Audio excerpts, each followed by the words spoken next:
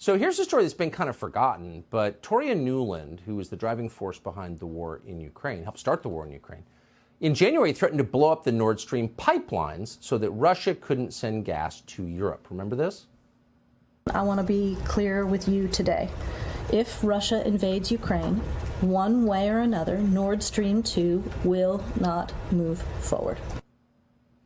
So then in September, somebody blew up the pipelines, and that was the biggest man-made environmental disaster in history. If you're worried about climate change, you should be in tears because of the amount of carbon that emitted into the atmosphere.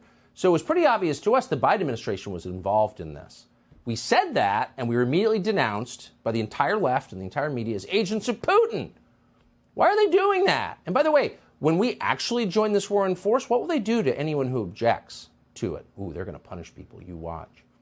But with this in mind, we were a little bit surprised to see Toria Nuland essentially admit last week that she did it. Watch this.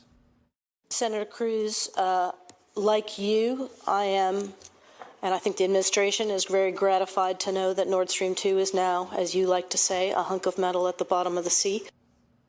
Oh, she's excited about it. When it happened, they said, we're upset about it. We have no idea who did this. And if you think we had a hand in it, you're Putin.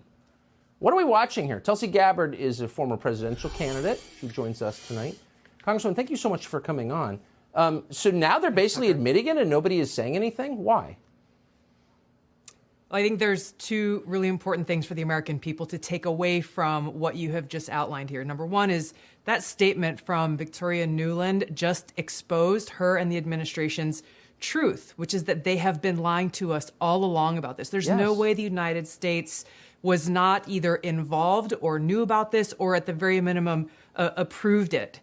So they've been lying to us. They've been deceiving us, saying, hey, look, the United States had absolutely nothing to do with this, while also trying to sell us the absurd lie that, well, of course, Russia somehow bombed their own, exploded their own energy infrastructure to hurt their own economic interests. That it just shows how stupid they think we are that we would buy such an absurd argument. Their lying to us shows us yet again that we can't trust anything that they're saying. We can't trust any of these narratives that are coming out of the mainstream media.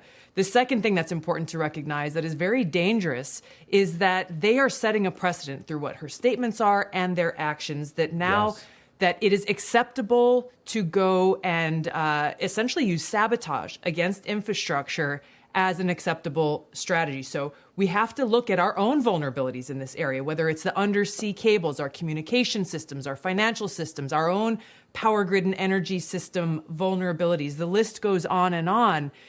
The argument is very clear. Hey, look, if it's okay to go after and bomb and destroy Russia's oil and gas infrastructure, why would it not then be okay for someone else to come and attack our own, exploit our own vulnerabilities here? So this is the position that the warmongers in Washington have put us into, we the American people, all in the name of saying, hey, we're doing this to protect you. We're trying to protect democracy, but their actions are making us less safe and undermining our democracy, because we cannot have a functioning democracy if we can't trust what our leaders are telling us.